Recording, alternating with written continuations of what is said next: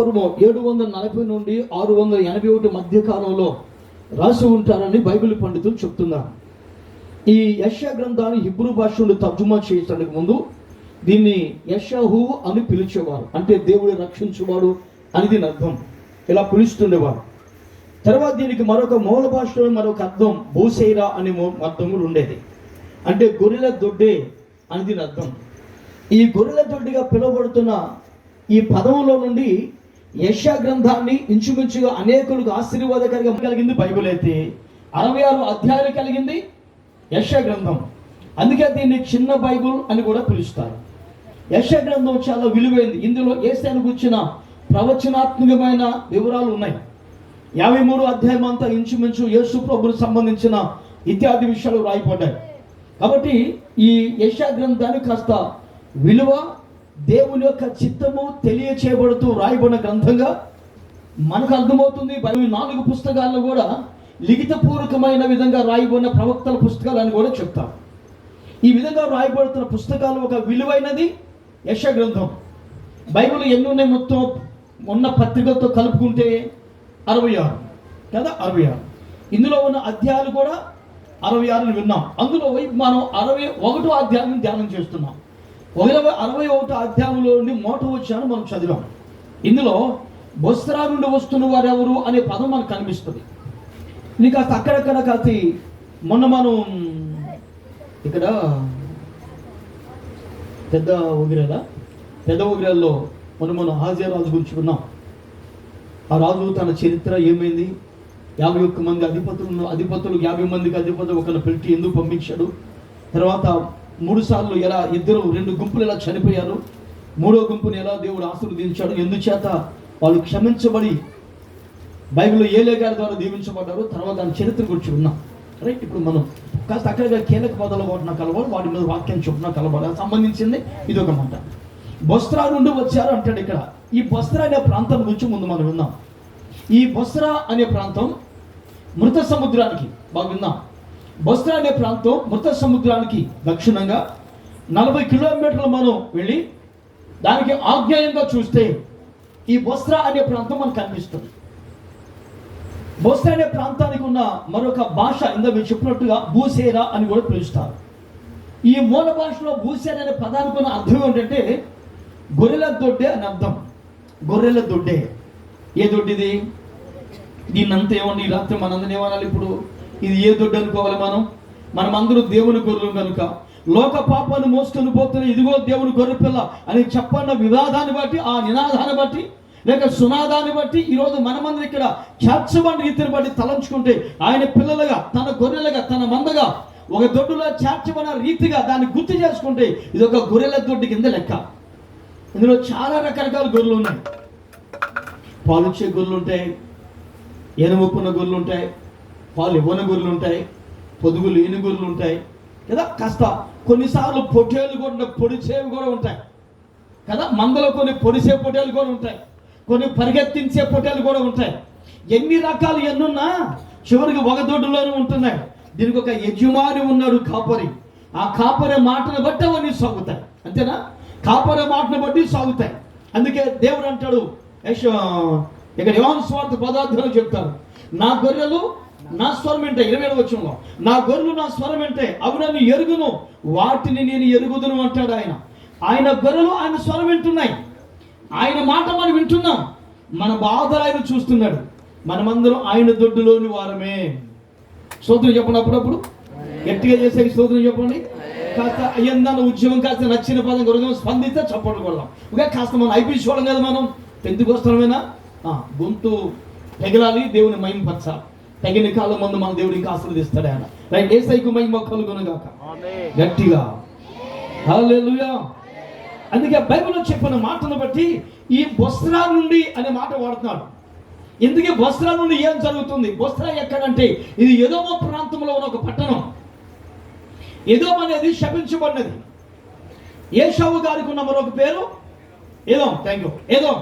ఎదోము శపించబడినది. ఎవరు అంటాడు, ఎదోము మీద నా చెప్పు విసిరదను, ఎదోములో పళ్ళెములో నా కాలు కరుకున్నాను అంటాడు. అంత శపించబడిన ప్రాంతం ఎదోము పట్టణం. ఆ ఎదోము ప్రాంతంలో ఉన్నదే ఈ బొస్రా ప్రాంతం చెప్పాను కదా, మృత సముద్రంకి 40 కిలోమీటర్లు, మనం 40 మైళ్ళు దూరాన్ని వెళ్ళి ఆజ్ఞంగా చూస్తే కనిపించేది ఎదోములో ఉన్న పెద్ద పట్టణం, దీని పేరు బొస్రా. ఈయన ఎందుకు వస్తాడంటే ఆ శపించబడిన ఆ ఎదోమును, శపించబడిన బొస్రా ప్రాంతాన్ని దేవుడే ఆయన జ్ఞాపకము చేసుకున్న దేవుడిగా ఉన్నాడు బైబిల్లో. గట్టిగా స్తోత్రం చెప్పాలి. యేసయ్యకు మహిమ కలుగును గాక. శపించబడిన జీవితమైన, శపించబడిన ప్రాంతమైన, దేవుడు ఒకప్పుడు వెనుకపెట్టిన ప్రాంతమైన, విలువలేని ప్రాంతమైన, ఎన్నిక లేని ప్రాంతమైన, ఇతరులకైనా, దేశానికైనా, మనకైనా, పక్క వారికైనా, సంఘానికైనా, గ్రామానికైనా, సమాజానికైనా కొన్ని సందర్భాలలో మనం విలువలేని వారమైనా, లోకానికి, సమాజానికి, సంఘానికి మనం విలువగా లేస్తే బైబిల్ ఉంది, ఆయన కన్దృష్టి మన మీద నిలిపితే లోకమంతా కన్దృష్టి సంచరిస్తుంది, కానీ ఆయన దృష్టి నిలిపితే రక్షించగలిగిన దేవుడు ఆయన. యేసయ్యకు మహిమ కలుగును గాక. మనం ఏ స్థితిలో ఉన్నా చూసి హెచ్చించే దేవుడైనా, ఆశీర్వదించే దేవుడైనా, విలువలేని వస్త్రాలు మనం కోరుకున్న దేవుడైనా ఈ రోజు ఒక గొర్రెల దొడ్డులో సమావేశపరిచాడు ఆయన. 2 దినాలు మీరు మంచి వాక్యాలు విన్నారు.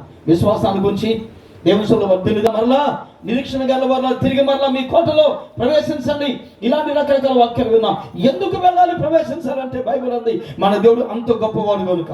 ఈ గొర్రెల దొడ్లో చేర్చబడడం దేనికంటే ఈ గొర్రెల దొడ్లో సమృద్ధి అనే మేత ఉంది కనుక, ఒక యజమాని ఉన్నాడు కనుక, ఒక నాయకుడు ఉన్నాడు కనుక, బాధ్యత కలిగిన కాపరి ఉన్నాడు కనుక, మేత కావాల్సిన స్థలంలో మేత పెట్టేవాడు కనుక, జబ్బు చేస్తే వాడి విషయంలో పట్టించుకునేవాడు కనుక, ఏదైనా అవసరం ఉంటే వాటి కొరకు ఎలా ప్రత్యేకమైన ప్రయత్నం చేయాలో ఆ ప్రయత్నాలతో గొర్రెల మేలు కోరే కాపరి ఉన్నాడు కనుక. ప్రైజరా. ఇప్పుడు మీరు ఒక్కరికి 2 కాపురులు అయ్యారు మీకు కదా. ఎమ్మాన్యుల్ అయ్యారు, డాంగిల్ బాబు, 2 అయ్యగారులు అయ్యారు. రాబో రోజుల్లో 2 అమ్మగారు వస్తుంది మీకు. ప్రార్థన చేయండి. అక్కడ జర్నీలో ఉంటుంది, ప్రార్థన చేయాలి. Okay right. యేసయ్య మీ కుటుంబ సంఘం దేవుడు దీవించును కాక. రైట్. మనం వింటున్నాం దేవుని వాక్యం ఉంటుంది ఏమిటంటే, మనం చేసే ప్రయత్నాల్లో ఆయన కృపగల వాడు కన్దృష్టి నిలిపితే సప్రకృతం చేస్తూ దీవించే దేవుడు ఆయన. ఈ వస్త్రాల గురించి బైబిల్లో కొద్ది తక్కువ మాటలే ఉన్నాయి, ఎక్కువ చాలా తక్కువ మాటలు ఉన్నాయి. ఇందులో కొద్ది విషయాలు మనం దాన్ని క్రోడికి ఒక స్టెప్ బై స్టెప్గా, అంచులంచు ఒక అంశాలుగా కోడికి చేస్తే దీని మీద మనం సుమారు 5 గంటల ప్రసంగం చేయవచ్చు. ఆ మధ్యలో 2 గంటల పైన ప్రసంగం చేస్తాను. మీకు అర్థం ఒక 30 గంట తక్కువ మంచి ప్రయత్నం చేస్తాను. చెప్పగలని పద్ధతిలో కొన్ని పాయింట్లు మీకు చెప్తాను. ఇందులో ఓకే 2-3 కనేస్తుండే ప్రయత్నం చేద్దాం. టైం లేని బోధనలు ఉన్నాయి కాబట్టి త్వరగా ముగించే ప్రయత్నం. ఒకటి మనం చూద్దాం. బైబిల్లో చూడండి, మొదటి దినవృత్తాంతముల గ్రంథం, మొదటి అధ్యాయం అండి, 44వ వచనం. మొదటి దినవృత్తాంతముల గ్రంథం, మొదటి అధ్యాయం, 44వ వచనం. అమ్మ చదవండి. బెల చనిపోయిన తర్వాత బొస్రా ఊరివాడైన యోబాబు అతనికి మారుగా రాజయ్యాడు. ఎవరు రాజయ్యారు? యోబాబు. అంటే బొస్రాలో ఉన్న యోబాబు బెల చనిపోయిన తర్వాత రాజుగా ఉండే కృపనిచ్చాడు. అంటే ఒకప్పుడు అది శపించబడిన ప్రాంతమే, విలువలేని ప్రాంతమే. అది ఆనాటి దినాల్లోనూ ఎల్లప్పుడూ దాని దృష్టి దేవుని దృష్టిలో కూడా శపించబడింది. కానీ అందులో ప్రార్థపరులు కొందరున్నారు, పశ్చాత్తాపని కొందరున్నారు. మీ అన్ని టైం సరిపో. బైబిల్ ఉంటుంది పశ్చాత్తాపని ఎవరొస్తులు ఉన్నారు, పశ్చాత్తాపన యోధులు ఉన్నారు, ప్రార్థన చేసే వాళ్ళు ఉన్నారు, దేవుని కనికరాన్ని పొందిన వారు ఉన్నారు కనుక ఆ కనికరించబడిన వారిని బట్టి దేవుడు ఆలోచన చేసి ఆయన కృపచేత నింపి బైబిల్ ఉంది ఆ పుస్తకాలోని దేవుని కృపలో యోబాబు అనబడుతున్న వ్యక్తిని రాజుగా ఉండేటట్లుగా దేవుడు చేశాడు. అంటే విలువలేని ప్రాంతాన్ని దేవుడు కనికరిస్తే అందులో రాజులు కూడా వస్తారని మనకు అర్థమైంది.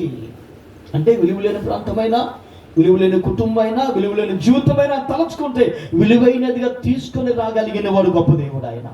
యేసయ్యకు మహిమ కలుగునుగా. ఒకప్పుడు నేను పుట్టుకతో నత్తోడిని, పచ్చిగా అయితే చచ్చిపోతానని చెప్పారు. గతంలో మీకు చెప్పారు, 2 సార్లు వచ్చాను కనుక ఆ స్థితిలోని దేవుడు రక్షించాడు. అప్పుడు మా మేనమామలందరూ హేళన చేసేవాడు, ఒక పోదా ఒక గొర్రె అని నన్ను ఎక్కిరించేవాడు. చాలా తెలుగు తక్కువగా ఉండేవాడు, చాలా హేళనగా ఉండేవాడు. మా నాన్నగారు గంజాయి, కళ్ళు, సారా తాగి ఉన్న పొలము, బండి, ఎడ్లను అమ్మేసి తర్వాత దిక్కులేని స్థితిలోకి అయిపోయింది. చివరికి మాకు గడటం కూడా తినటానికి తిండేని స్థితిలో మా అన్నయ్య గారు 3 రోజులు అడుగు తెచ్చిపెట్టాడు. మాకు అంత ధైర్యం అయిపోయింది. ఆ స్థితిలో నుండి దేవుడు రక్షించాడు, ఆయన కృపచేత నింపాడు. ఎవరైతే నన్ను ఎక్కిరించారో, ఎవరైతే నన్ను హేళన చేశారో, అరే ఈ నొక్కూడదు మనకనే స్నేహం పదంరా, నాతో స్నేహం కూడా చేసేవాడు కాదు. అలాంటి వారందరికీ చాలా మంది ఈ రోజున నేనే వాళ్ళకి బాప్తిజం ఇచ్చాను. ఈరోజు అయ్యగారు అంటూ వచ్చి నాకు దండం పెట్టి వందలు పెడతారు. అంటే విలువలేని మా కుటుంబంలోని, విలువలేని స్థితిలో నుండి, తాగుబోతు కుటుంబంలోని, విగ్రహార్పితమైన కుటుంబంలోని ఆయన కృపలను రక్షించి ఈ రోజున మా ఇంట్లో నుండి ఒక కృపలో ఒక విలువైన వ్యక్తిగా దేవుడు తీర్చిదిద్దిన దేవుడు ఆయన. అదే నతోడా అని పిలవబడిన నన్ను ఈరోజు అయ్యగారు వందనాలండి అనేటట్టు బొస్రాలో విలువలేని స్థలములో ఎలాగైతే రాజు రప్పించాడు, ఆ కృప కలిగిన దేవుడు విలువలేని మా స్థితిలో నుండి విలువైన వారిగా దేవుడు తీసుకొచ్చాడు. ఆయన యేసయ్యకు మాత్రమే మహిమ కలుగును గాక. ఇది నా గొప్ప కాదు, అంత టాలెంట్ నాకు లేదు.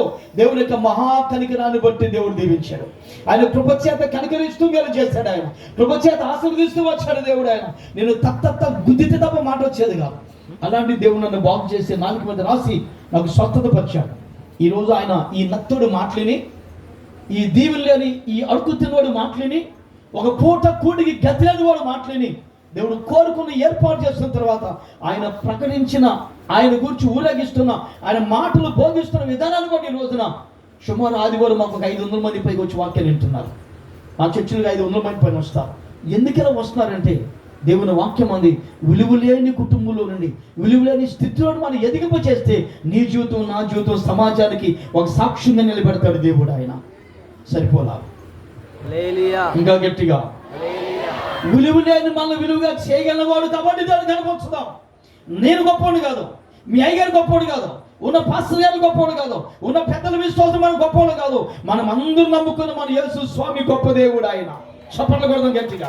యేసు దేవుడు గొప్పవాడు. ఆయన ఆయనకు మహిమ రావాలి, ఆయనకు ఘనత రావాలి, ఆయనకు మాత్రమే మహిమ, ఘనత, ప్రభావములు కలుగును గాక. ఈరోజు ఏ మనిషికి ఘనత రాకుండును గాక. ఆకాశమందును చూస్తున్న యేసయ్యకే మహిమ కలుగును గాక.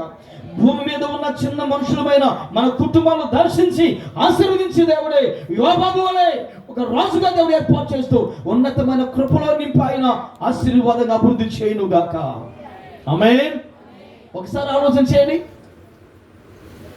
విడివబడిన వాడిలాగా ఉండిపోయింది. యజమానులాగా ఉన్నాడు కానీ యజమాని కానట్టు అయిపోయింది. యజమానురాలుగా ఉంది కానీ యజమానురాలు కానట్టు అయిపోయింది.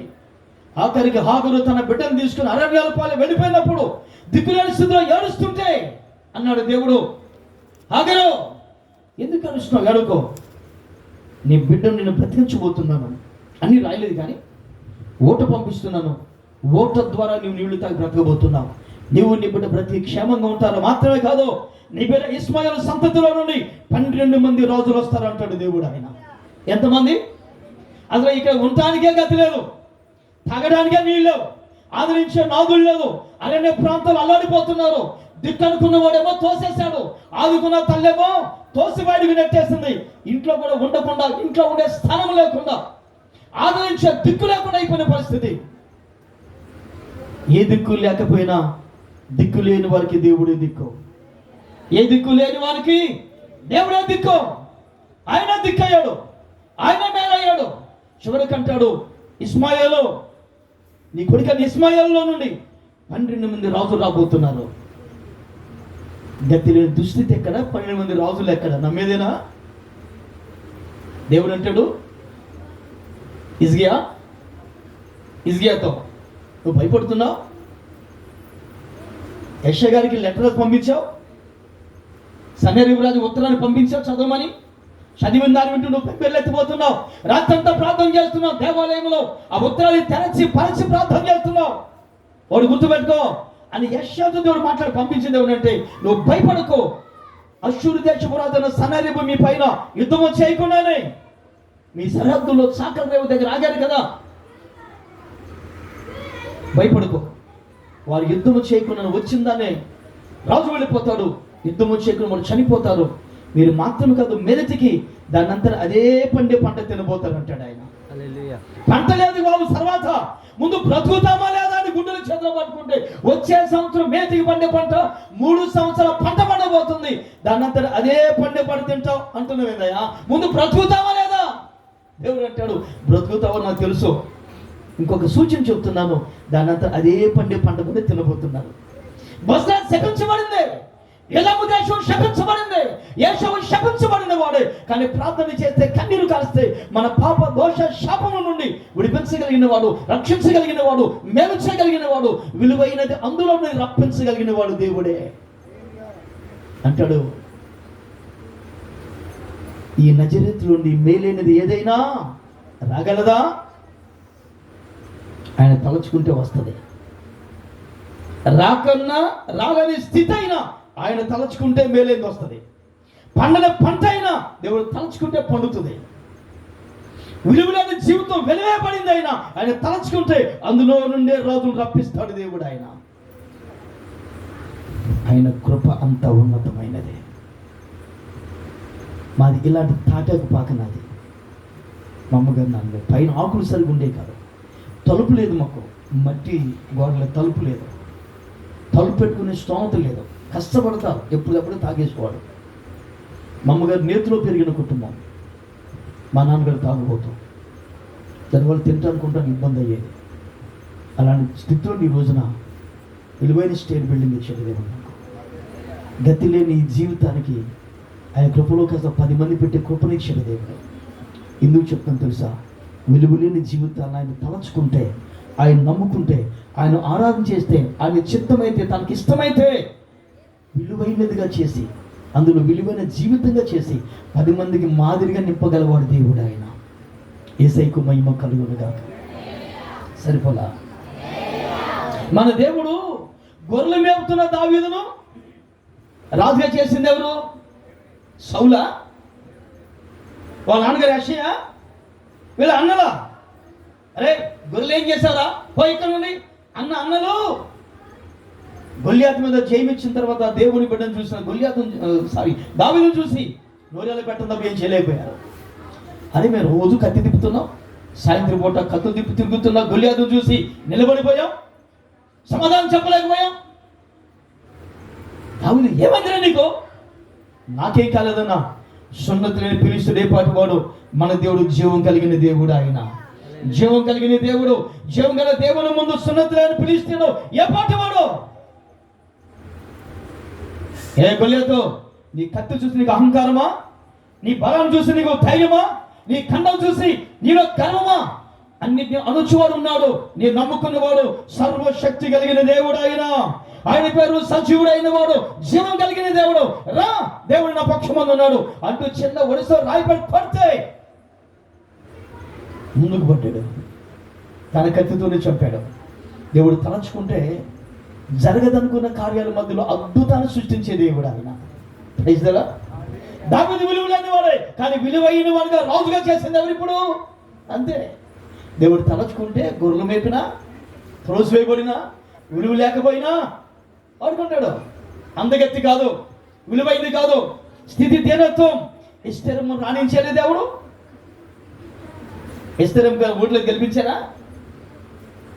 రేపు ఎవరు గెలిపించబోతారు కదా. ఓకే, ఆమె ఓట్లకు గెలిపించారా? లేదు కదా. విలువ లేనిది, స్థాయి లేనిది, గతి లేనిది, కానీ దేవుడు తలుచుకుంటే రాణిగా చేయగలవాడు. మన జీవితాలు ఎలా ఉన్న విలువైనవిగా వెలిగించగలిగిన దేవుడు ఆయన. కృప కలిగిన యేసయ్యకు మాత్రమే మహిమ, ఘనత, ప్రభావములు కలుగును గాక. గట్టిగా అండి. Praise the Lord. హల్లెలూయా, హల్లెలూయా. దావీదు మాత్రమే కాదు, యోసేపు జీవితం ఆలోచించండి. అన్నల దృష్టిలో విలువ లేదు. ఐగుప్తీయులంట విలువ లేకుండా జైల్లో వేశారు. జైలు నుండి కూడా రాజు దగ్గరికి వెళ్ళాడు. గమనించండి, ఎక్కడ ఉన్నా దేవుడు అతనికి తోడే ఉన్నాడని చెప్తారు ఆదికాండం 39:1. ఎక్కడ ఉన్నా దేవుడు తోడుగా ఉన్నాడు కదా. ఆయన నమ్ముకుంటే మనం ఎక్కడ ఉన్నా, ఎన్ని ఆపదలు వచ్చినా, ఎన్ని నిందలు వచ్చినా, ఎన్ని శోధనలు వచ్చినా, గతి లేని యోసేపును రాజు తర్వాత రాజంత్రం చేసి వాడుకున్నాడే, ఆ ఈయన స్థితిలో నుండి రాజుకి ఇంకా నిలబెట్టగలిగిన వాడు దేవుడు. ఆయన తలచుకుంటే మన జీవితాలు అలా చేయగలిగిన వాడు. ఏమో మీరు చప్పు ఉన్నారు ఏంటో, ఆకలేస్తుందా? కొంచెం గట్టిగా స్తోత్రం చెప్పండి ఒకసారి. సాల్లయ్య అన్నట్ట, చెప్పండి అన్నట్ట, పర్లేదా? కాస్త నేను అడిగేదే కాదు, దేవుడు మాకు మేలు చేస్తాడు అయ్యారు అన్న స్తోత్రం చెప్పండి. చర్చికి వస్తున్నాం అయ్యగారు, దేవుడు మాకు మేలు చేస్తాడు అన్నవాళ్ళు కదా. చర్చికి వచ్చే అయ్యగారు నాకు అసలు ఏం మేలు చేయలేదు అన్నవాళ్ళు ఒకసారి సోదం చెప్పండి. చాలా తెలివిలోడు మీరు, చాలా తెలివినట్టు. Okay right. కష్టపడకుండా ఏ పని పూర్తవదు, కష్టపడితేనే మనకు పని పూర్తవుతుంది. సింహమైన వేటాడకుండా కడుపు నిండదు, ప్రార్థన చేయకుండా జీవితాల మీద జరగదు. కష్టపడితేనే, మోకాలు వంచితేనే, ప్రార్థన చేస్తేనే జీవితాల్లో ఆశీర్వాదం కలుగుతుంది. లేకుంటే అందుకే మనం అప్పుడు కాస్త యాక్టివ్గా ఉంటే దేవుని సరిలో మన విశ్వాసం బట్టి దేవుడు చూస్తున్న తదాస్తున్నాడు అనుకో, దేవుని కలిగిపోతాయి. అందుకే మనకి ప్రార్థనకి సభలు డబ్బులు ఎక్కువ కాదు, 10 మంది వచ్చి మెచ్చుకుంటారని కాదు, ఎవరు మీ దగ్గర పోదాన్ని సన్మానం చేస్తారని కాదు. ఈ పెట్టిన సంఘమైన మీరు విని బలపరచబడి, మేఘ మాకన్నా మంచి బోధకులు ఇద్దరు, కానీ ఆలోచన ఎవరి నోటితో ఏ మాట వస్తుందో మా సంఘాలు బలపరుస్తాయి. దేవుడు ఇంకా దీవిస్తామని కొత్త మాటలుగా కొత్త గొంతుగా వినిపిస్తే మేలని ఆ తోడి దైవజనులు మాలాంటి వాళ్ళు పిలిచి మీకు వాక్యం వినిపిస్తున్నారు ఖర్చు పెట్టి. అందుకు సంఘస్థులు, పెద్దలు మీరు చాలా మంది గుప్పుడు సహకరించారు. ఇంత ప్రయాసపడింది దానికి మంచి సిస్టమ్, మంచి లైటింగ్, మంచి వాయిద్యాలు, విశ్వాసులు, కొంతమందికి కుర్చీలు, ఈ స్టేజ్, ఇవంతా దేనికి మీకు కలిగిన దాంట్లో ఇంత హంగామా దేనికంటే మీరు ఈ వాక్యాలు విని దేవుళ్ళు బలపడారనే. ఆ టైంలో పాటలు పాడారు, చేసే కార్యక్రమం చేశాం. పాపం టైసర్ ఇంకా 100 రోజులు చదివేశారు తేలిక. 76 ఈజీ మాకు అర్థమైపోయింది, చెప్పేస్తాడు మాకు అర్థమైపోయింది, అందుకే మాటలు ఇచ్చేసాం. స్తోత్రం అని చెప్పండి, చొప్పునతో మరి స్తోత్రం చెప్పండి. Okay right, thank you. అది మీకు అర్థమని చెప్తున్నాం. మనం దేవుని పిల్లలు కాబట్టి మాట్లాడుకుందాం. ఆలోచన ఒకసారి మనం ఏ స్థితిలో ఉన్నా మనకి గట్టి మార్చేది అంతే. మనకి యాక్టివ్గా మనకు అర్థం కావాలి. ఓ తల్లి అంట వాళ్ళ అమ్మగారు ఊరితో అమ్మాయి కూరక్కడ పెట్టాను, పాలకూర ఉండమందంట. అలాగేనమ్మా అంది. వాళ్ళ నాన్నగారు భోజనానికి వచ్చాడు. అమ్మా కూర, నాన్న అమ్మగారు పాలకూర ఇచ్చింది వండుతానన్న. గంట అయినా కూతురు బయటికి రాట్లా. ఏమా ఏంట్రా కూర అవ్వలేదు, అమ్మాయి ఆ పిచ్చదే పావుగంటలో వంట చేసేదమ్మా. అమ్మ లేకపోతే రోడ్డు కనపడదు. గంట నువ్వు వంటగది బయటకు కూర అయిందా, ఆవిడే వండుతాను. ఏం చేస్తామా, పాలకూరలో పాలని పోయేలా తెలియట్లేదు డాడీ నాకు, 8 లీటర్లు పోయేలా చూస్తున్నా అంట అతను. ఏ కూరలో పాలకూరలు 8 లీటర్లు పోతాను మీరు చెప్పండి. మన తల్లి అలాంటిది ఏం చేద్దాం బాబు? ఓకే విందాం. అంటే మీకు అర్థం ఎగ్జామ్ కాదు, హుషారు కొనుక్కో ఆలోచిద్దాం. విలువలేని జీవితం విలువగా చేయగలవాడు బైబిల్ అంది. విలువలేని దావీదు రాజుగా చేసింది ఎవరు? విలువలేని తొలియబడిన ఇస్మాయిలు నుండి 12 మంది రాజులు వస్తారంటాడు దేవుడు. విలువలేని గొర్రెలు పెడుతున్న దావీదును రాజుగా చేసింది దేవుడు. ఆలోచన ఒకసారి. విలువలేని, గతి లేని, నిరుపేదైన ఇష్టమును రాజుగా చేసింది దేవుడే. ఆలోచించేద్దాం. ఇంకా మనం వింటే గిద్యోను విలువలేని వాడే, చిన్న గోత్రానికి చెందిన, మనుష్య గోత్రానికి చెందినవాడు. ఆయన అప్పటికన్నాడు, దూత మాట్లాడుతుంది, ఏమయ్యా నువ్వు చెప్తున్నావు? మా పితరులు మాకు చెప్పారు సముద్రంలో పాలు చేశాడని, అద్భుతాలు జరిగించాడని, పెద్ద పెద్ద గొప్ప కార్యం చేస్తూ వచ్చిన సంగతి చెప్పారయ్యా. ఈ రోజు వచ్చి ఇక్కడ బానిసలుగా మగ్గిపోతున్నాం, బానిసత్వంలో మగ్గిపోతున్నాం, మా దగ్గరకు వచ్చి ఈ రోజున జయమిస్తాను అంటున్నావు. ఏం చేస్తావు, ఏం జయమిస్తావు అన్నట్టు మాట్లాడుతుంటా. అంటాడు, వెళ్ళు జయమిస్తాను. 135,000 మంది మధ్య 300 మందితో జయమా? దేవుని ఎలా సాధ్యమండి? ఆయన తలచుకుంటే సాధ్యం. ఆనాటి దినాల్లో న్యాయాధిపతులుగా, రాజులాగా ఉండి పరిపాలిస్తున్న న్యాయాధిపతుల చరిత్రది. రాజులంటోడిగా దేవుడు చేశాడు. విలువ లేని వాడిని రాజులాగా చేసింది ఎవరు? ఇప్పుడు ఆలోచించడం ఒకసారి. అంటే విలువలేని స్థితిలో ఉండి విలువైన వాడిగా చేస్తూ ఆశీర్వాదము నింపగలిగిన వాడు దేవుడు. రైతుల మోషే గారికి తోడే ఉన్న యెహోషువను అంటాడు. యెహోషువ గ్రంథం 1:6 అన్ని టైమ్స్ మీకు అవుట్లైన్ చెప్పేస్తాను. అందుకే 1:6 చెప్తాడు, యెహోషువ భయపడకో, నేను నీకు తోడే ఉంటాను. మోషేను వాడుకున్న దేవుడనే నిన్ను వాడుకుంటాను. మోషేకి దేవుడే, నీకు దేవుడే. మోషే గొప్పోడు కాదు, ఆయనే చాలా చెప్పాడు, నేను అత్తుని బాబు నా వల్ల కాదు, 100 మంది కలవని ఈయననే చెప్పాడు. అసలు రోజు మీకు బండ మీద సర్పము జాడ తెలియదు అంటాడు సామెతలో. దాని గురించి చెప్పాలనుకున్నా కానీ ఇది ఆఖరి రోజు కాబట్టి ఈ మేలు కొంచెం అన్నీ కొంచెం చెప్తున్నాను. దేవుని వాక్యం ఉంటుందంటే అక్కడ అంటాడు, దేవుని వాక్యం చెప్తాడు, యెహోషువ భయపడుకో, నీకు తోడుగా ఉన్నాను. మోషే వాడుకునే దేవుడనే నిన్ను కూడా వాడుకుంటాను, ఊరికే కంగారు పడుకో అని అన్నాడు. నేడు వారి కనుల ఎదుట నిన్ను గొప్ప చేయ మొదలు పెడతాను. అందుకే నీ భయం, నా ఘనత లేదు, విలువ లేదు, అయ్యా సైన్యం నా మాట వింటారు లేదు, నా స్థాయి ఏంటి, మోషే గారికే విలువ ఉంది, నన్ను తక్కువగా చూస్తారు, ఇదేగా నీ భయం అంతా. అక్కర్లేదు. విలువ లేని ఆలోచనలోను నేను చెప్తున్నాను, విలువైన వాడిగా నేను చేయబోతున్నాను.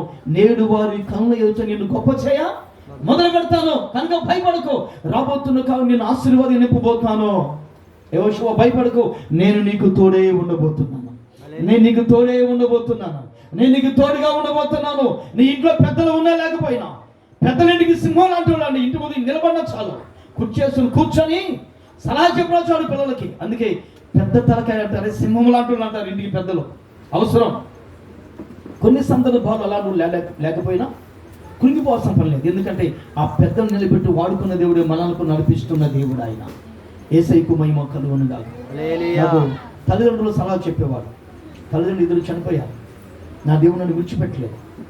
మనం ఏలాంటి వారమైనా కొంతకాలం నేను కూడా వెళ్ళిపోవాల్సిందే. నా పిల్లలకి దేవుడు తోడు ఉంటాడు. మా తల్లిదండ్రులు లేరు, నాకు దేవుడు తోడు ఉన్నాడు. ఇక్కడ ఉన్నవారిలో పెద్దలు ఉన్నా లేకపోయినా, పెద్దలు ఉంటే సంతోషం ప్రేమించండి. మన ముందు చేయాల్సిన పని, మన పట్ల మేలు చేసే దేవుడు ఆయన. సోకులు చెప్తారు అనుకున్నా, అడిగిదాన్ని పిలిచి చూడండి ఇదే. ఒకసారి ఆ అన్నయ్య చెల్లి అందంట, అనయా అమ్మ నన్ను జాగ్రత్తగా చూసుకున్నాయ, అనాథాసులు మాత్రం వేయకు, అమ్మ నువ్వు జాగ్రత్త చూసిన మాట ఇవ్వనయా అన్నట.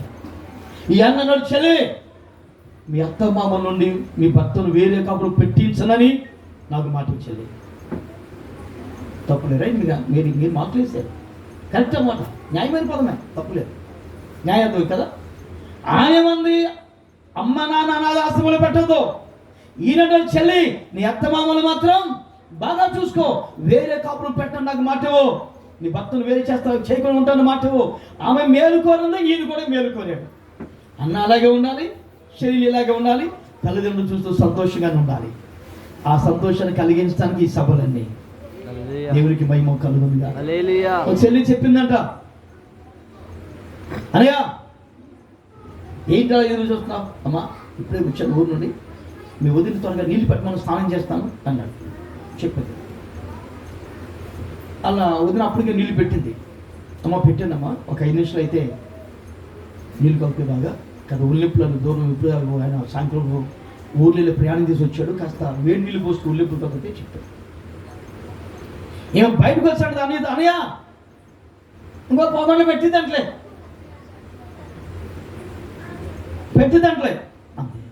ఆమె ఏం చెప్పింది, కాసేస్తున్నాను, ఒక 5 నిమిషాలు ఇంకా వేడెక్కుతాయి అని ఉల్లిప్పులు తగ్గితే తన భర్త మీద ప్రేమతో చెప్పింది. ఈ మాట చెప్పరా చెల్లి? ఏం చెప్పింది? ఇంకా పెట్టిద్దంటలే, ఇంకో పోగంటలో పోగంటలు పెడతానందా. ఈలోపు నీ చెప్పి అరగంట ఏం చేస్తున్నావే అని లోపలికి వెళ్ళి వంటగదిలో, ఏంటండి నీళ్ళు పెట్టమని చెప్పి పోగంట అయిపోయింది కదా, ఏం చేస్తున్నావు? నేను కాగేదన్నామంట, ఇంకా పోగంట అన్నామంట. ఇదండి చేపెట్టండి. ఎందుకమ్మా? పెట్టండి సార్ చెప్తాను. పెడితే బాగా కాగిపోయినాయి కదే.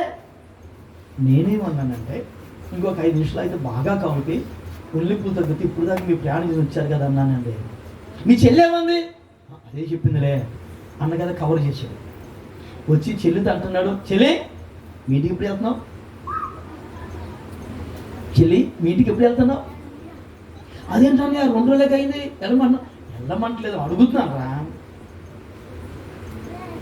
అందరికీ అర్థమైందా? ఇది ఎప్పుడు అబ్రాహాము ఇస్సాకు యాకోబు అంటే బోధలు సరిపో. కుటుంబాలు మారాలి, ముందు మన జీవితాలు మారాలి. ఎన్ని వాక్యాలు విన్నా తల్లిదండ్రులు చూడకుండా, అత్తమామను చూడకుండా, భర్తను చూడకుండా, భార్య పట్టించుకోకుండా, ఐరోలు కాకుండా, సంఘానికి దూరమై, సమాజానికి దూరమై, విలువ లేకుండా, దర్శన మాట విలువ లేకుండా, వాక్యం విలువ లేకుండా, భయభక్తులు లేకుండా ప్రతి బ్రతుకు ఎంత కాలం ఉన్నా ఎక్కడ సింహంగా అక్కడే ఉన్నట్టుంటది. ఎన్ని వాక్యాలు విన్నా, ఎన్ని సభలకు వచ్చినా, అమెరికా ధరలు చెప్పినా, ఎంత మేధావు చెప్పినా బ్రతుకు మారకపోతే వ్యర్థమే. బోధనకు ఉపయోగం లేదు, సభలకు ఉపయోగం లేదు, వేదపల ఖర్చుకు ఉపయోగం లేదు. మైక్ సిస్టానికి, లైటింగ్లకు, వాయిద్యాలకి, దైవజనులకు, వాక్యాలకు, గుండెల పనులు చెప్పిన ఎంత దైవజనం చెప్పినా ఉపయోగం లేదు. నువ్వు ముందు మారాలి, జీవితాలు మారాలి, కుటుంబాలు మారాలి, అన్నదమ్ములు మారాలి, అక్కచెల్లెలు మారాలి, అత్తమామలు మారాలి, తల్లిదండ్రులు మారాలి. జీవితాలు మార్పు కలిగి అందరూ నా వాళ్ళే అనుకున్నప్పుడే సంఘం బాగుపడుతుంది, సమాజం మేలు పొందుతుంది. మన ద్వారానే మార్పు సమాజంలో మొదలవుతుంది. సరిపోలా? చప్పట్లు కొడతారేమో అనుకున్నా, అనిపించింది అనుకో. యేసు రక్తమే చేయం. విన్నాం, విలువలేని గతి లేని జీవితాన్ని విలువనిగా చేశాడే. ఆ కృతజ్ఞత మనకు ఉండాలి కదా. ఏదో వస్త్రం గురించి వింటున్నాం, వస్త్రానో మిస్తానో ఏదో వాక్యాలు వింటాం. ఏ పాస్ గారు చెప్పిన ఏదో ఒక సబ్జెక్ట్ కావాలి కాబట్టి, మీరు విన్న వాక్యం ఎప్పుడు విన్నట్టుంటే మీకు కొత్తగా ఉండదు కాబట్టి ఏదో కొత్త కీలక పదాలు చెప్పి మీకు వాక్యాలు బోధిస్తాం అంతే తప్ప ఎప్పుడు చెప్పిన వాక్యాలు మన జీవితంలో మేలుకోరే కదా. ఆ మార్పు మీరు లేకపోతే వ్యర్థమై. గతంలో పొల్ల పెట్టి వంట చేసేవాడు, కొంతమంది పెడగలు పెట్టి కాస్త దాలేస్తుండేవాడు. ఇప్పుడు ఇంకా కాస్త అడుగు ముందు వేసి గ్యాస్ బోర్లు వచ్చినాయి. ఇంకప్పుడు కొంతమంది ఏమో స్విచ్ ఆన్ చేసి వెళ్ళిపోతున్నారు, వచ్చేసరి వంట రెడీ అయిపోతుంది, చక్క ఉడికి అలాగే వేడి మీద ఉంటుంది కదా. టెక్నాలజీ పెరిగింది, ఇప్పుడు సుఖం పెరిగింది, మంచిదే. ఏదైనా వంటే అప్పుడేమో పుల్లలు పిడకలు గ్యాస్ పొయ్యి కరెంట్ మీద. ఇంకా రాబోయే ఇంకేం వస్తాయో, ఏదొచ్చినా వంట మాత్రం వంటే. ఏదో ఉప్పు కారం తింటమే వంటే. కాస్త సుఖం అడ్డు పెరగదు తప్ప. ఎవరి వాక్యాలు చెప్పినా, ఎన్ని రకాలు చెప్పినా, ఎన్ని కీలక పదాలు చెప్పినా, ఎన్ని కీ పాయింట్ ఒక పదాలు కొత్తదనంగా చెప్పి అందులోనే మీకు వాక్యాలు బోధించిన కొత్తదనం కొరకే తప్ప ఎన్ని వాక్యాలు ఎన్ని కొత్తదనాలు తెచ్చినా బ్రతుకు మారకపోతే వ్యర్థమే. అవునని అన్నట్టుగా స్తోత్రం చెప్పాలి. మరి యేసయ్యకు మహిమ కలుగునుగాక. ప్రైజ్ ది లార్డ్, హల్లెలూయా. అందుకే విలువలేని స్థితిలో మన జీవితాన్ని దేవుడు విలువైన రాజులుగా చేయగల మన దేవుడు ఆయన. ఈ దైనందిన వాళ్ళు రాకుమార్తె ఉంటారంటారే, ఆయన కృప ఆయన తలంచుకుంటే మనను విలువలేని వాళ్ళని విలువైన వానిగా చేస్తాడు దేవుడు. అన్ని రంగాల్లో మేలుగా చేయగలవాడు దేవుడు. కృపాక్షముని ఆశీర్వదించే దేవుడు, బ్రతుకులు మార్చగలిగిన వాడు, బండలాంటి జీవితాలను పిండిగా చేసే దేవుడు, లాఠీకారులు మార్చిన జీవితాలను దేవుని వాక్యం మారుస్తుంది. అందుకే దేవుని మాట శక్తి కలిగిన మాట. యేసయ్యకు మహిమ కలుగునుగాక. బ్రతుకులు మార్చే మాట, బ్రతికించే మాట, బండలాంటి గుండెలను పిండిగా చేసే మాట. బ్రతుకులు మార్చే మాట, బ్రతికించే మాట, బండలాంటి గుండెలను పిండిగా చేసే మాట. ఆ మాటే జీవం కలిగిన నజరేయుని మాట. ఆ మాటే జీవం కలిగిన నజరేయుని మాట. యేసయ్య మాట, యేసయ్య మాట, నజరేయుని మాట, నిజ దేవుని మాట. చుంటితే నిరారల కన్నా మధురమైన మాట, చుంటితే నిరారల కన్నా మధురమైన మాట.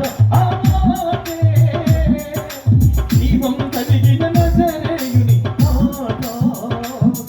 ఆ మాటే జీవం కలిగిన నజరేయుని మాట. యేసయ్య మాట, యేసయ్య మాట, అందరూ యేసయ్య మాట, నజరేయుని మాట, నా దేవుని మాట, యేసయ్య మాట. హల్లెలూయా. ఏ మాట ఇది? బ్రతుకులు మార్చే మాట, బండలాంటి గుండెను పిండిగా చేసే మాట, రాత్రి గుండెలను మెత్తన మాంసగుండెగా చేసే మాట. ఈ మాట లాంటి కర్రలు మార్చలేని జీవితాలను మార్చగలిగినది. మనం ఆరాధిస్తున్న సజీవుడైన దేవుని మాట. యేసయ్యకు మహిమ కలుగునుగాక. హల్లెలూయా.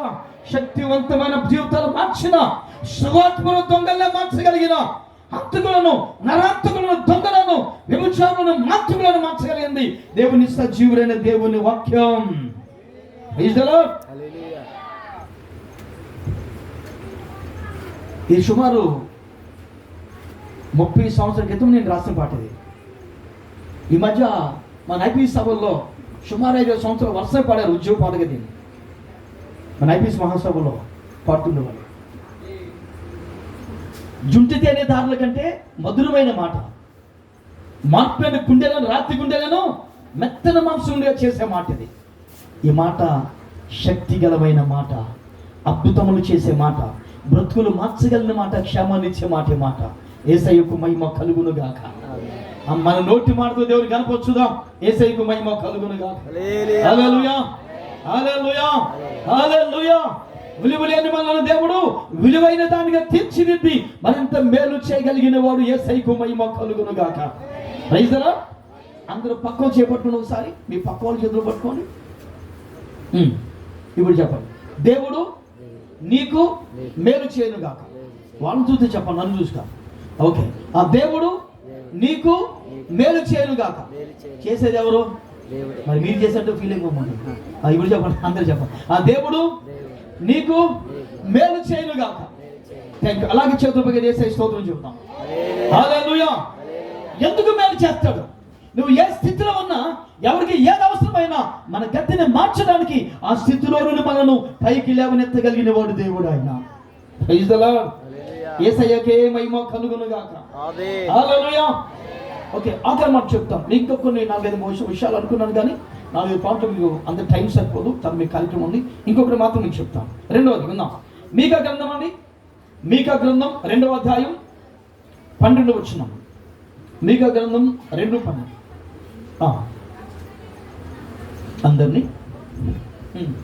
అందరినీ పోగు చేస్తాను, ఇశ్రాయేలీయులు శేషించిన వారిని తప్పక సమకూరుస్తాను. బొస్రా గొర్రెలు కూడునట్లు వారిని సమకూర్చుదును అంటున్నాడు దేవుడు ఆయన. యేసయ్యకు మాత్రమే మహిమ కలుగును గాక. ఎలా సమకూరుస్తాడంట? ఎలా సమకూరుస్తాడంటే ఆయన బొస్రా గొర్రెలు సమకూర్చున్నట్లు మిమ్మల్ని సమకూరుస్తున్నాను చెప్తున్న దేవుడు ఆయన. సమకూర్చగలిగిన వానికి మహిమ కలుగును గాక. వాస్తవానికి కూడిక చాలా ఇంపార్టెంట్. ఈరోజు ఈ సభలో అనే పదానికి అర్థం ఏంటి? కూడుకోవటం. అందరూ కూడుకొని పెట్టిందని సభ అన్నాం. సభ అంటే 500 దాదాపు ఉంది సభ. దానికి తక్కువ మంది ఉన్నదాన్ని కూడిక అంటారు. 500 మంది కంటే తక్కువ ఉండేదాన్ని కూడిక. మ్యాక్సిమం 500 మంది ఉంటే సభ. సుమారు 1000 మంది పైగా ఇంకా పెరగబడిన దాన్ని మహాసభ. అది లెక్క. వాస్తవానికి ఆలోచించేద్దాం. కూడిక అవసరం.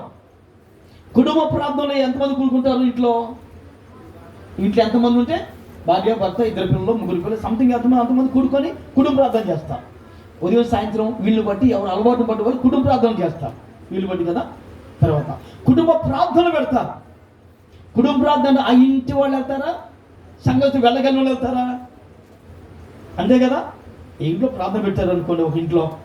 ఆ ఇంట్లో ప్రార్థనకి ఎంతమంది వెళ్తారు? అమ్మ నువ్వు రారు, అమ్మ నువ్వు రారు, ఒకసారి నా దగ్గర రమ్మా చెప్తారు. ఓకే రా, పర్లేదు నా దగ్గర. మీకు అర్థమని చెప్తానే, మీకు అర్థం అవుతాను. ఇటు అక్క పైకి.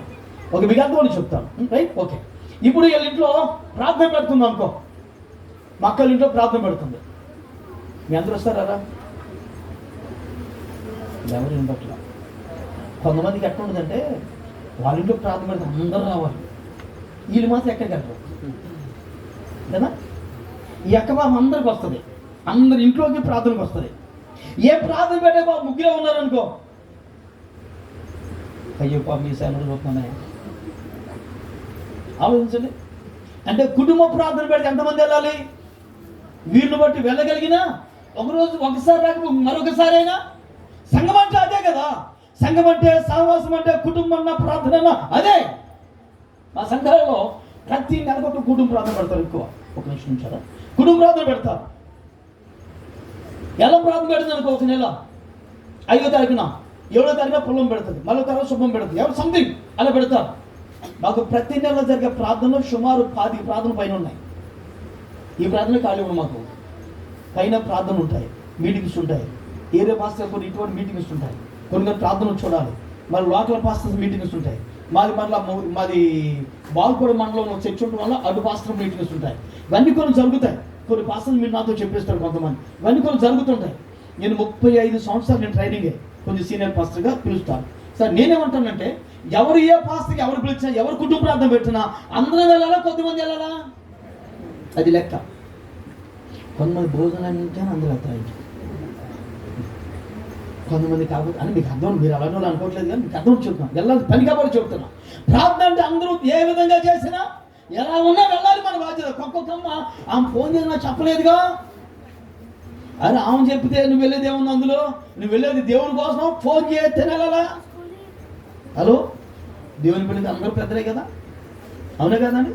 అందరూ చెప్తేనే చెప్పదు, దేవుని పని పెడదాం, వీళ్ళు పడి దేవుని పనులు పాల్గొనొద్దాం. నేనెవరు పట్టించుకోకపోయినా మనం పట్టించుకునే దేవుని కోసం వెళుతున్నాం.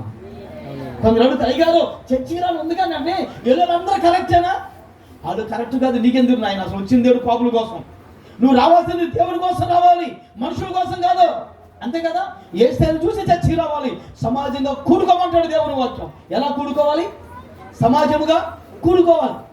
వీళ్ళ ఇంట్లో ప్రార్థన అందరూ వెళుతున్నాం, నెలలో ప్రతి నెల పెడుతున్నారు, ప్రార్థన వెళదాం, లేక గ్రాండ్గా మైకులు ఏదో సంథింగ్ ఏదో కార్యక్రమం జరుగుతుంది చెప్పారు, అందరూ వెళ్ళలేదా? ఇంకొక మాట ఏంటంటే, కొంతమంది సినిమాలకైతే వాళ్ళు పిలిచి తీసుకెళ్తారు. షాపింగ్ ఇంకేదో ఇష్టమైన పని అనుకో, ఆ ఇంట్లోకి వీళ్ళు పని కూడా చేసి మళ్ళీ తీసుకెళ్తారు. అలాంటి వాళ్ళు లేరనుకున్నారా? మరి ఒప్పుకుంటున్నారు, ఎలా బాగా తెలుసు మనకు. అలాంటి వాళ్ళు ఉన్నారు. కొంతమంది అవసరమైతే ఈయన అంటే ఖర్చు పెట్టి ఎదురు పని చేసి వస్తారు. నా వదిన మనకి అంత వదిన నేను తీసుకెళ్తా. ప్రార్థనకి వెళ్ళి ముందు ఎంతమంది పిలుచుకెళ్తున్నాం? ఒక్కొక్క అమ్మాయి అయితే ముందు చూసి ఆ వదిన ఇంకెళ్ళలేదా, నేను కాదు ముందు వెళ్ళిపోతా. ఇది బుద్ధిపోడు కాదు. ముందు వెళ్ళిపోతే ఆ వదిన పని అయిందా, ప్రార్థన కాదు తొందరగా అయిందా, అమ్మ అయిపోతుంది, సరే నేను అంతా టైం అయితే తొందరగా పద్ధతి లేదు, లేట్ ఉంది, నాకు నువ్వు చేయగలిపిరా. పైగా నేనంటే దేవుడే పరలోకి విడిచిపెట్టి పశువుల పగలు వచ్చిన దేవుడే. ఆయన తగ్గించుకునేవాడు హెచ్చించబడతాని చెప్పాడు. మెడతన గర్వాన్ని విడిచిపెడదాం, గాడిద గర్వాన్ని విడిచిపెడదాం, దేవుళ్ళు తగ్గించుకుందాం, ఆయనలో హెచ్చించబడదాం. అప్పుడు విలువలేని ప్రాంతాల్లో ఉన్న విలువైన వానిగా వాడుకుంటాడు దేవుడు. ఆయన అందుకు ఒక కూడిక కావాలని అంటాడు. వస్త్రాల్లో గొర్రెలు సమకూర్చుట్టుగా మిమ్మలను సమకూర్చుతాను చెప్తున్న దేవుడు. ఆయన కూర్చోగలిగిన వానికి మహిమ కలుగునుగాక. హల్లెలూయా, హల్లెలూయా. హెబ్రీ పత్రిక 10:24 ఒకసారి కూర్చో. ఓకే, హెబ్రీ పత్రిక ఒకసారి కూర్చో, కూర్చో ఒక నిమిషం కూర్చో. Thank you. అందరూ చెప్పండి రా. అవును సిగ్గుపడిపోతుంది. Right, okay, thank you. కొందరు మానుకొనున్నట్లుగా సమాజముగా కూడట మానక ఒకరికి ఒకరు హెచ్చరిస్తూ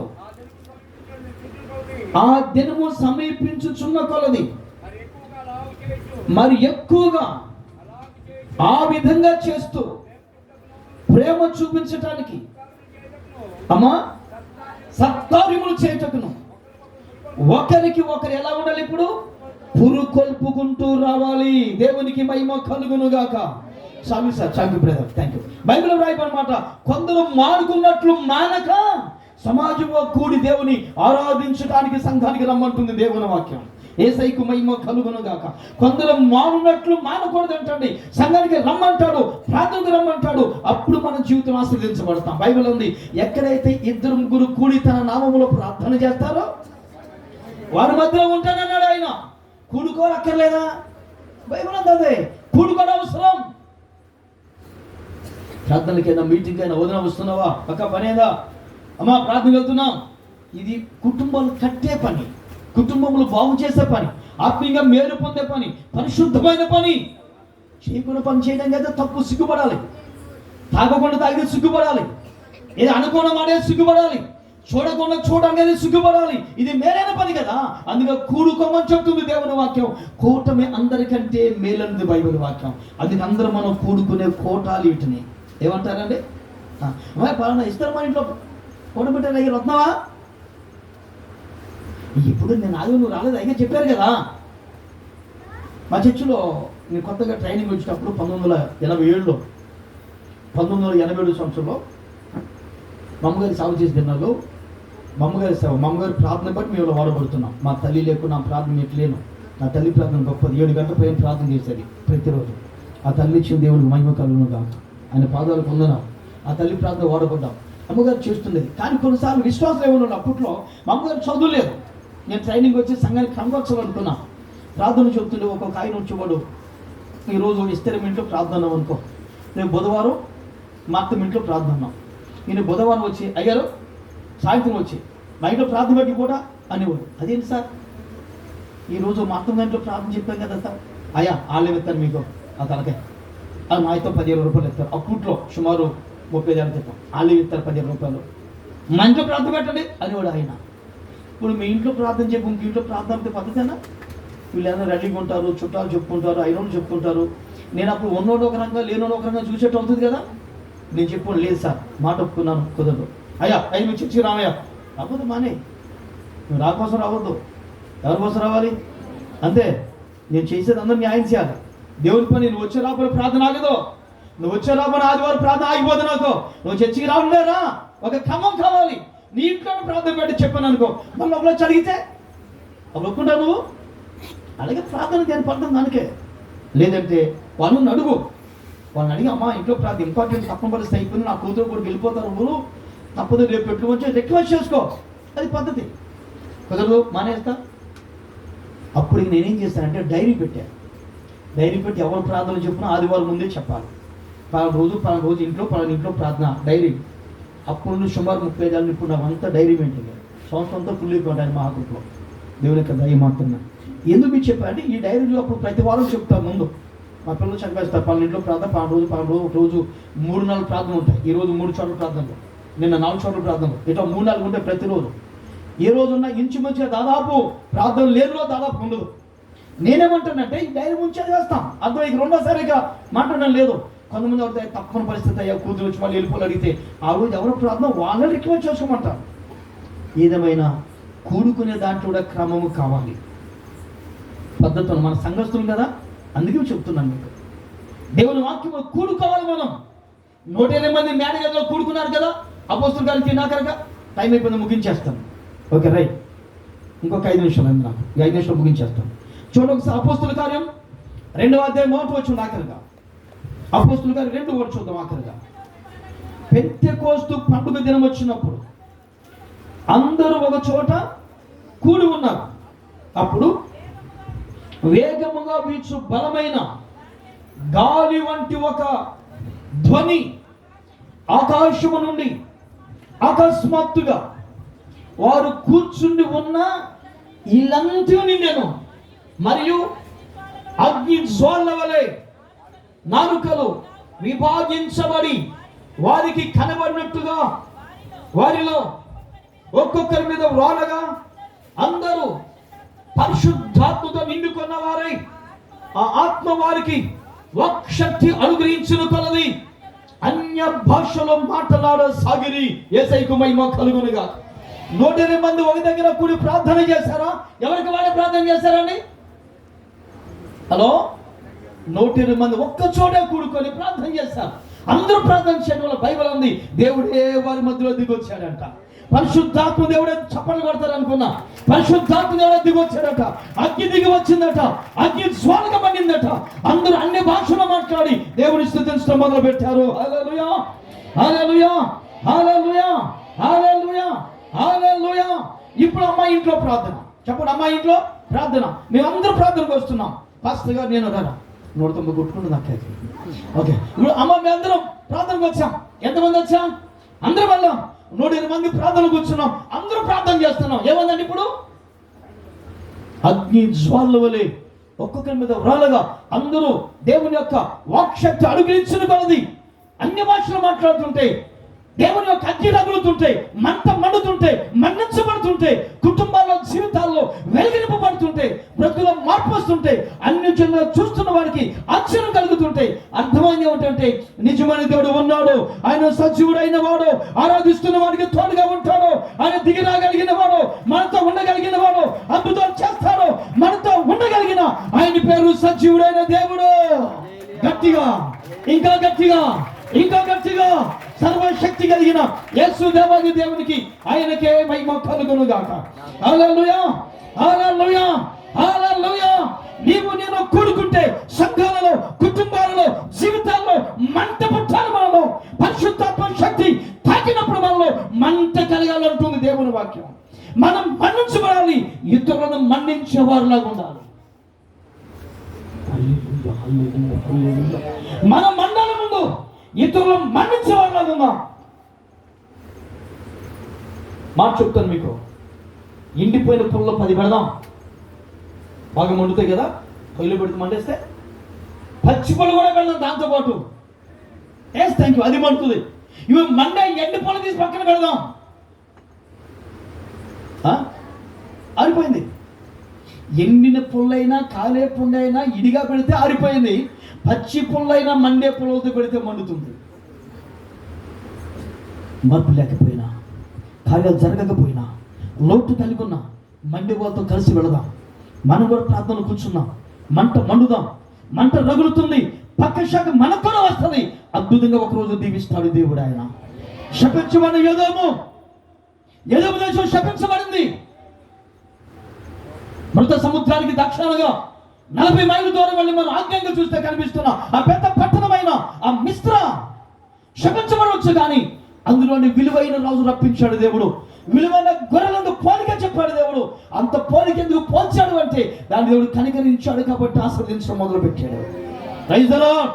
ఈ రోజు నువ్వు ఏ స్థితిలో ఉన్నా, ఎలా ఉన్నా, ఆయన కనికరం కావాలని కోరుకుంటే కనికరిస్తాడు, ఆశీర్వదిస్తాడు, బలపరుస్తాడు. తగిన కాలం మేలు చేసే దేవుడు ఆయన. యేసయ్యకు మాత్రమే మహిమ కలుగును గాక. హల్లెలూయా. ప్రార్థన చేసి మంట మండి సంఘానికి వస్తే మంట వల్ల మొదలవ్వాలి. మనం మండాలి కానీ పక్కింటి వాళ్ళకి మంట పెట్టకూడదు. చర్చికి వస్తాం, ప్రార్థనకు వస్తున్నాం, మంట అనుకుంటున్నాం, మంట చల్లారిపోయినప్పుడు ఏమవుతుంది? ఆ ఇంటికి మంట పెడతారు కొంతమంది. వీళ్ళ నోటి దోత పాడుగారు అనుకుంటారు కొంతమంది. అది ఇప్పుడు ఏం చేయాలి? మనం మండాలా, పక్కింట్లో మంట పెట్టాలా? మండే మంట, పక్కింట్లో మంట ఆరాలి అంటే నీవు మండితే నీ వెలిగించబడతావు. నీ కుటుంబం మండుతుంది, పక్కింటి కుటుంబం మండుతుంది. మనం మండుదాం, పక్కింటికి మేలుగా ఉందాం, సమాజానికి మేలుగా ఉందాం, సంఘానికి దీవెనగా ఉందాం. దైవజనులకు ఏ చర్చికి వెళ్తామంటే వాళ్ళు ఇమ్మానుయేలుగా చర్చికి వెళ్తాం. మా చర్చి ఫలానా ఉన్నట్టు బోధిస్తాడు ఆయన, అలాగే జీవిస్తాం. మమ్మల్ని మండిస్తున్న దైవజనుడు ఆయన. Praise the Lord. హల్లెలూయా. మనం మండుదాం, ఇతరులు మన్నించుదాం. అది మంట రావాలి అంటే ఇలాంటి కూటాలు అవసరం, ఇలాంటి కూడికలు అవసరం, ఇలాంటి ప్రార్థన మనకు అవసరం. అందుకే బైబిల్ ఉంది, బొస్రాలో ఉన్న గొర్రెలు ఎలా కూడుకుంటాయో అలాగే మనం కూడా కూడుకునేటట్టుగా చేయగలవాడు దేవుడు ఆయన. అలా కూడుకోగలిగితే అద్భుతాలు చేస్తాడు, ఆశీర్వదిస్తాడు. రాబోతుండగా మీ సంఘాలను, మన ప్రాంతాన్ని, గ్రామాల నాయకుల అధికారులను అందరూ దేవుడే, సంఘాలు మీ పెద్దలను వచ్చిన మీ అందరూ దేవుడే సమృద్ధిగా దీవించి దావిచనుడు కుటుంబాలను ఆశీర్వదించి ఆయన కృపలో బలపరిచి మహిమ తెచ్చుకొనుగాక.